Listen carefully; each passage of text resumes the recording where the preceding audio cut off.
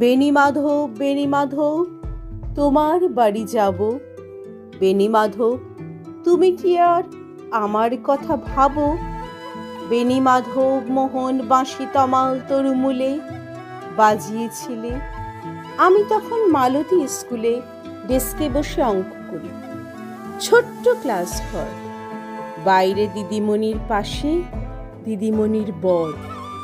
আমি তখন নবম শ্রেণী, আমি তখন শাড়ি। আলাপ হলো বেণীমাধব, সুলেখাদের বাড়ি।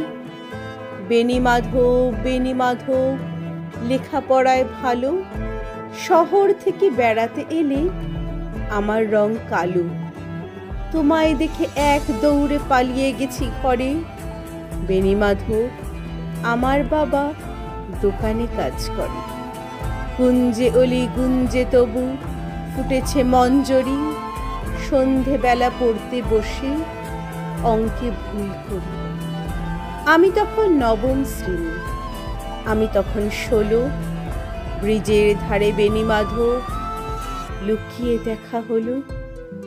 বেণীমাধব, বেণীমাধব, এত দিনের পরে সত্যি বলো, সেসব কথা এখনো মনে পড়ে?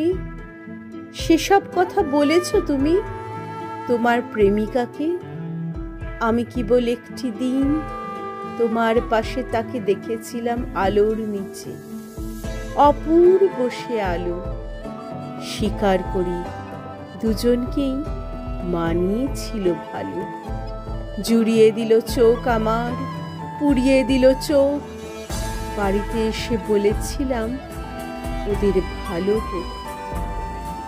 রাতে এখন ঘুমাতে যাই একতলার ঘরে, মেঝের উপর বিছানা পাতা, জ্যোৎস্না এসে পড়ে। আমার পরে যে বোন ছিল চোরাপথের বাঁকে মিলিয়ে গেছে, জানি না আজ কার সঙ্গে থাকে। আজ জুটেছে, কাল কি হবে? কালের ঘরে শনি। আমি এখন এই পাড়ায় সেলাই দিদিমণি।